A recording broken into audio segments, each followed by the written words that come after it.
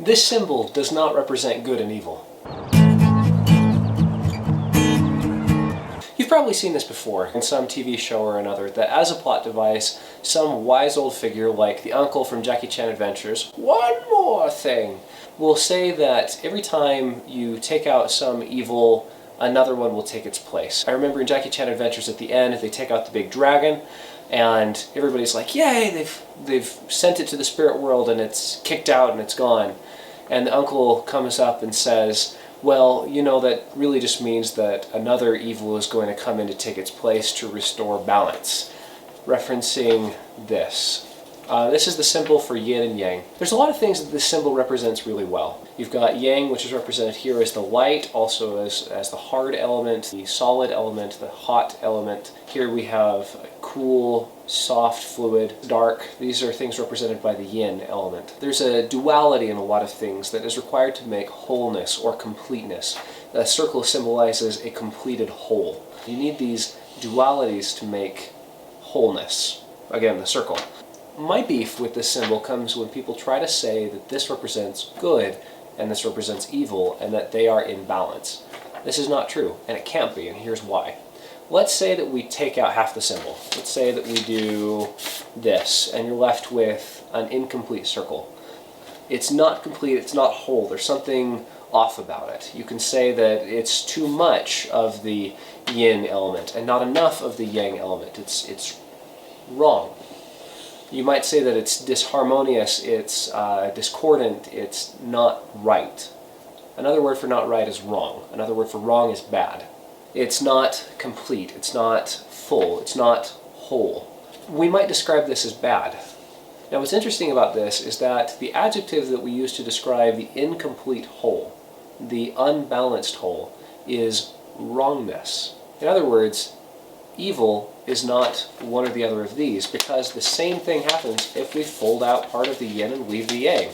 If we do this right here, this is also not whole, it's also not complete, it's not appropriate, it's out of balance. And the interesting thing is, it frankly doesn't matter which one we take out, we can still make it wrong. So we take out the white, it's wrong, we take out the black, it's wrong. In either case, wrong. What's complete? Whole. So the point that I'm trying to make with this, I'm trying to make so clear, is that white is not good. Black is not good. Completeness is good. In other words, good and evil don't fit on the wheel.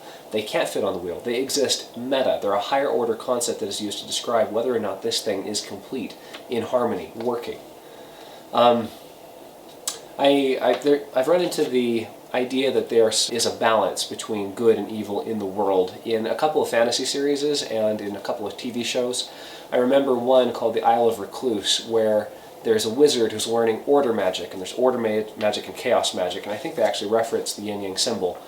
And the final fight scene, the good guy basically creates a little pocket universe around the bad guy, and in that pocket universe it's out of balance because it's all chaos and not order, and so he like poofs out of existence. But then in the universe outside of that little pocket universe, now suddenly there's an open space for evil to pop in.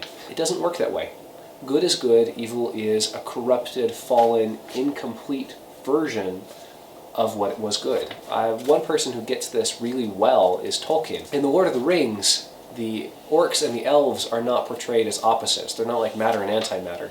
Instead, you have the orcs represented as fallen, twisted versions of elves. In other words, elves are complete, orcs are not.